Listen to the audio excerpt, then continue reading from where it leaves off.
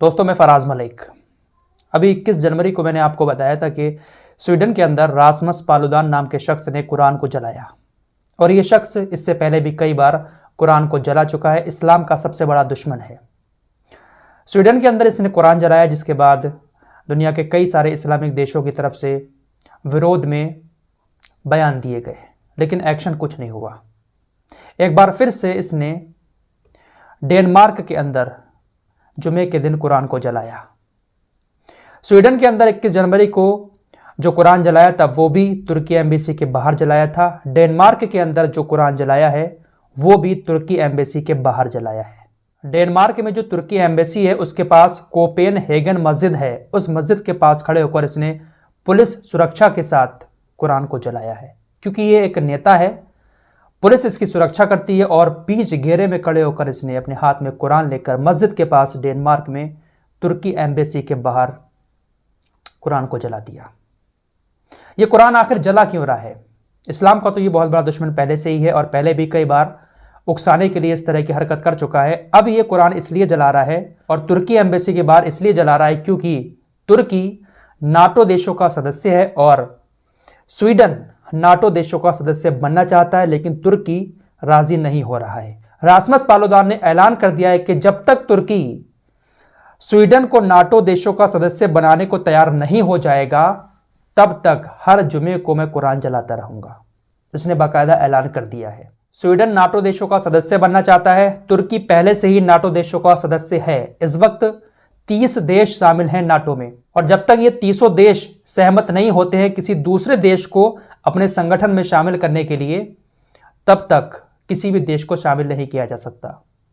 29 देश राजी हैं स्वीडन को शामिल करने के लिए, लेकिन तुर्की राजी नहीं है।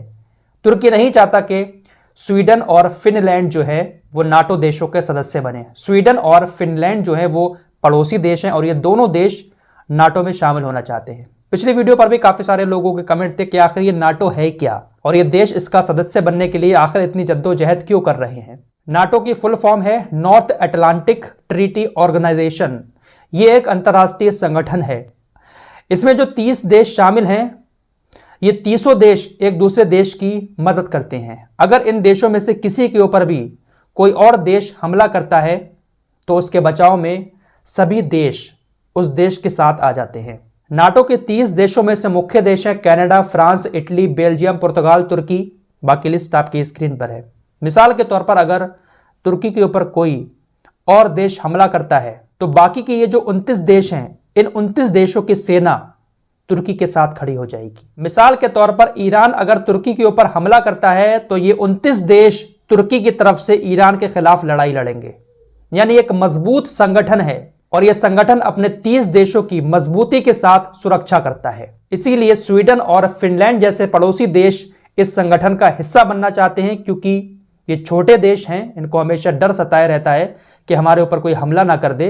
इसीलिए ये देश नाटो का सदस्य बनना चाहते हैं ताकि इनके ऊपर कोई भी हमला होता है तो सारे देश मिलकर स्वीडन और फिनलैंड का साथ देंगे।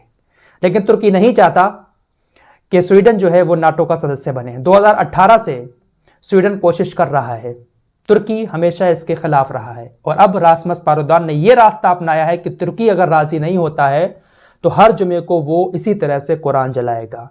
तुर्की को अगर कुरान को जलाने से रोकना है तो स्वीडन को नाटो देशों का सदस्य बनने के लिए सहमति जतानी पड़ेगी। तो देखिए किस तरह का ये गंदा खेल रासमस पालुदान खेल रहा है। अल्लाह से दुआ करते हैं कि इस शैतान का दुनिया में ही ऐसा हश्र करना कि पूरी दुनिया के लिए इबरत बन जाए। मिलते हैं एक और नए वीडियो के साथ, तब तक के लिए अपना ख्याल रखिए।